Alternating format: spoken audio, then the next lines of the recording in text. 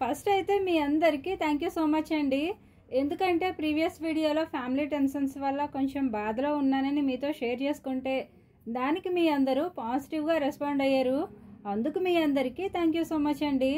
ఇక ఈ వీడియో ఏంటంటే అట్ల తద్ది ముందు రోజు కొన్ని వంటలు, అలాగే టోనీ వచ్చిన తర్వాత నా డే ఎలా ఉంటుందో ఈ వీడియోలో మీతో షేర్ చేసుకోబోతున్నానండి. ప్రతి విజయదశమికి మాకు ఒక 4-5 కేజీల వరకు మటన్ వస్తుందండి. అంటే మా వారు వర్క్ చేసే ఫ్యాక్టరీ దగ్గర అమ్మవారి గుడి ఉంటుందండి. ఫ్యాక్టరీలో వర్క్ చేసే వర్కర్స్ అంతా మేకల్ని మొక్కుబడిగా వేస్తారు. వాటిని వర్కర్స్ అంతా కలిసి పంచుకుంటారు. అలా మా వారికి మటన్ అయితే వస్తుందండి. వచ్చిన మటన్లో అమ్మవాళ్ళకి మా ఆడపడుచుకి కూడా ఇస్తానండి. అయితే వచ్చిన మటన్లో కొంత మటన్ ఏమో కర్రీ చేయగా మిగిలిన మటన్తో పచ్చడి పెడతాను. మటన్ కోసం చెప్తూ దెబ్బకాయలు చూపిస్తున్నాను అనుకుంటున్నారా? అమెరికా నుంచి దెబ్బకాయ పచ్చడి ఆర్డర్ వచ్చిందండి. వీలైతే దెబ్బకాయ పచ్చడి చేసి పంపించగలరా అని అడిగారు. వీలున్నప్పుడు ఆర్డర్స్ రమ్మంటే రావు కదండి. అందుకే ఒక వారం రోజులు వెయిట్ చేయగలిగితే చేసి పంపిస్తానని చెప్పాను.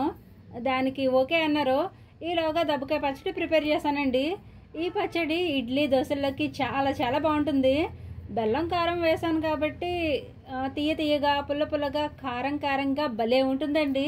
పిల్లలు కూడా చాలా ఇష్టంగా తింటారు. పచ్చడి ప్రిపరేషన్ మొత్తం చూపించట్లేదండి. ఈ పచ్చళ్ళు అట్ల తద్ది ముందు రోజు చేశానండి.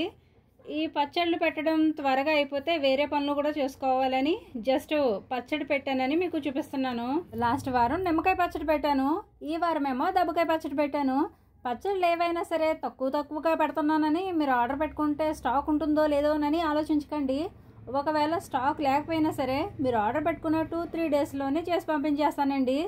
కాబట్టి మీరు హ్యాపీగా ఆర్డర్ పెట్టుకోవచ్చు. దెబ్బకాయ పచ్చడి అయిపోయిన తర్వాత మటన్ పచ్చడి కూడా పెట్టేసి అది పూర్తిగా చల్లారిన తర్వాత ఒక గ్లాస్ జార్లోకి తీసుకున్నాను. మటన్ పచ్చడి అయితే ఇంట్లోకేనండి. నాన్ వెజ్ పచ్చళ్ళు అయితే చేయనండి. ఎందుకంటే నాకు వీటి మీద ఇంట్రెస్ట్ లేదు. ఒకవేళ కొత్తగా ఏమైనా ట్రై చేద్దాం అనుకుంటే న్యాచురల్ పద్ధతిలో హెర్బల్ ఆయిల్ ఎలా తయారు చేస్తున్నానో అలాగే హెన్నా పౌడర్, హెర్బల్ షాంపూ అలాంటివి ఏమైనా ట్రై చేస్తాను. ఎందుకంటే ఇప్పుడు క్వాలిటీ ఫుడ్ దొరకడం కానీ క్వాలిటీ కాస్మెటిక్స్ దొరకడం కానీ చాలా కష్టమైపోతుంది. ఏదైతే మనం మిస్ అవుతున్నామో దానినే డెవలప్ చేసుకుంటే మన హెల్త్కి మంచిది, మన చుట్టూ ఉండే నేచర్కి మంచిది. తర్వాత రోజు అట్ల తద్ది పండుగ అని చెప్పాను కదండి. దానికోసం అత్తయ్య బియ్యం కడిగి ఎండలో ఆరబెట్టింది. గోదావరి జిల్లాలలో అట్ల తద్ది పండుగ చాలా బాగా జరుపుకుంటారండి. ఇది ముఖ్యంగా ఆడవారు చేసుకునే పండుగ. దీని గురించి అయితే నెక్స్ట్ వీడియోలో షేర్ చేస్తాను. అమ్మాళ్ళ ఇంటి నుండి టోనీని తీసుకొచ్చామని చెప్పాను కదండి. పండుగ ముందు రోజు దీనికి శుభ్రంగా స్నానం చేపించేశాను. పిల్లలు అయితే దీనితోనే ఆడుకుంటున్నారండి. అందుకే దీన్ని ఎప్పటికప్పుడే నీట్గా ఉండేలా చూసుకుంటున్నాను. సిరి ఎప్పటి నుంచో కుక్క పిల్లను పెంచుకుందామని అడిగేది. ఇంట్లో 2 కుక్క పిల్లలు ఉన్నాయి కదా, మళ్ళీ ఇంకో కుక్క పిల్ల ఎందుకని సరదాగా అనేదాన్ని. అయితే ఈ టోనీ మా చిన్నాన్న వాళ్ళు పెంచుకునే కుక్క పిల్లండి. నాన్న చిన్నాన్న వాళ్ళ ఇంటికి వెళ్ళినప్పుడు చిన్నాన్న నాన్నకి ఇచ్చారటండి. నాన్న దగ్గర నుండి మేము తీసుకున్నాము. అయితే ఇది పర్మనెంట్గా మా ఇంటి దగ్గర ఉండదండి. ప్రస్తుతం దీనికి పాలు కావాలి. చెల్లికి డెలివరీ అయ్యి తను అమ్మాళ్ళ ఇంట్లోనే ఉంది కాబట్టి తనకి కూడా పాలు కావాలి. అమ్మ వాళ్ళు పెంచుకునే ఆవు పాలు ఇవ్వడం లేదండి. పాలకి ఇబ్బందిగా ఉంటుందని చెల్లి వాళ్ళ ఇంటికి వెళ్ళేంత వరకు టోనీ మా ఇంటి దగ్గరే ఉంటుంది. అమ్మాళ్ళు ఉండేది పక్క పల్లెటూరు అయినప్పటికీ పాలు దొరకడం చాలా కష్టమండి. అక్కడుండే గ్రామస్తులంతా ట్రైబల్సే కాబట్టి ట్రైబల్స్ ఆవుల్ని గేదెల్ని పెంచరండి. ఆవుల్ని పర్వాలేదు కానీ గేదెలను అయితే అసలు పెంచరండి. ఒకవేళ ఆవుల్ని పెంచినా పాలు తీయడాలు పాలు అమ్మడాలు చేయరండి. మరి ప్రోడక్ట్స్లో ఆవు నెయ్యి గేదె నెయ్యి కూడా సేల్ చేస్తున్నావు కదా సుమ్మ, అవి ఎక్కడివి అని మీరు అనుకోవచ్చు. అవి అమ్మ వాళ్ళ ఊరికి పక్క ఊరిలో తీసుకుంటానండి. ఒకవేళ నేను వెళ్ళిన టైంలో నెయ్యి లేకపోతే మా ఊరి పక్కనే ఒక డైరీ ఫామ్ ఉందండి. అక్కడి నుంచి కూడా నెయ్యి కలెక్ట్ చేసుకుంటాను. అన్ని విధాలుగా నాకు ఆ నెయ్యి నచ్చితేనే తీసుకోవడం జరుగుతుందండి.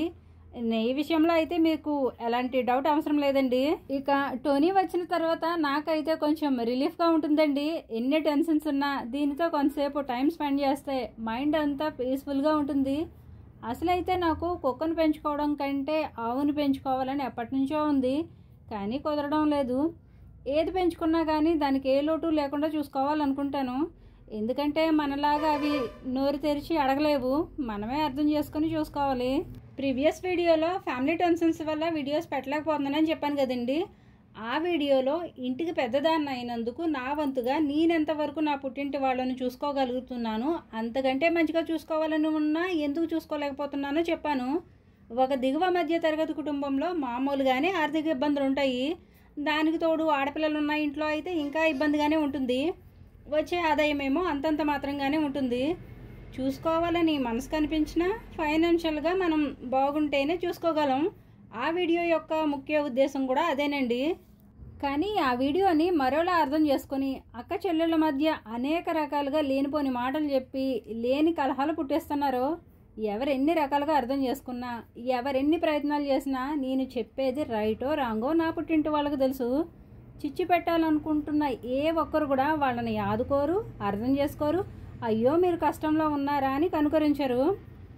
అయినా 5 నిమిషాలు ప్రశాంతంగా కూర్చొని తినడానికే ఖాళీ ఉండట్లేదండి. అలాంటిది వీళ్ళకి గంటలు గంటలు ఫోన్లు మాట్లాడుకుంటూ ఒకరి మీద ఒకరు గాసిప్స్ చెప్పుకునే అంత టైం ఎక్కడ ఉంటుందో నాకు అర్థం కావట్లేదు.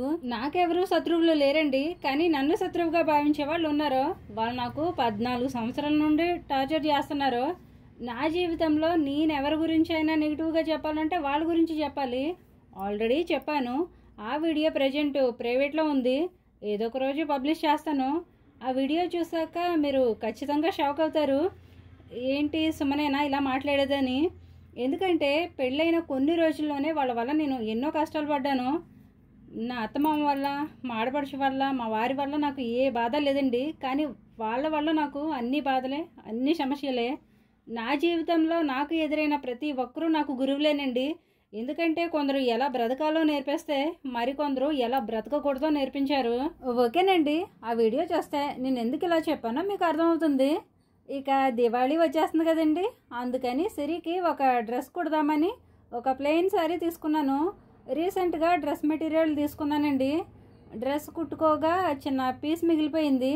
ఆ మిగిలిన క్లాత్ టాప్ కుట్టి కింద బాటమ్ కుట్టడానికి శారీ తీసుకున్నాను. అది కట్ చేసుకొని పక్కన పెట్టేసి తద్దట్లు వేయడానికి పిండి రుబ్బేసుకొని సాయంత్రంలోగా ఇంట్లో పనులన్నీ పూర్తి చేసేసుకొని అందరం కలిసి గోరింటాకు పెట్టేసుకున్నామండి. అట్ల తద్దికి మా ఆడపడుచు ఒకరోజు ముందే వచ్చేసిందండి. మేమంతా కలిసి అట్ల తద్ది ఎలా జరుపుకున్నామో నెక్స్ట్ వీడియోలో షేర్ చేస్తానండి. ఈ వీడియోలో చూపించిన దబ్బకాయ పచ్చడి అలాగే మిగిలిన ప్రోడక్ట్స్ ఏమైనా కావాలనుకుంటే స్క్రీన్ మీద కనిపించే వాట్సాప్ నెంబర్కి కాంటాక్ట్ అవ్వండి. వీడియో లాస్ట్ వరకు చూసిన వాళ్ళు లైక్ చేసి ఈ వీడియో మీకు ఎలా అనిపించిందో తప్పకుండా మీ అభిప్రాయాన్ని కామెంట్ చేయండి. వీడియో లాస్ట్ వరకు చూసిన వాళ్ళు లైక్ చేయడం అస్సలు మర్చిపోకండి. మరో మంచి వీడియోతో మళ్ళీ వస్తాను. ఉంటానండి. నమస్తే.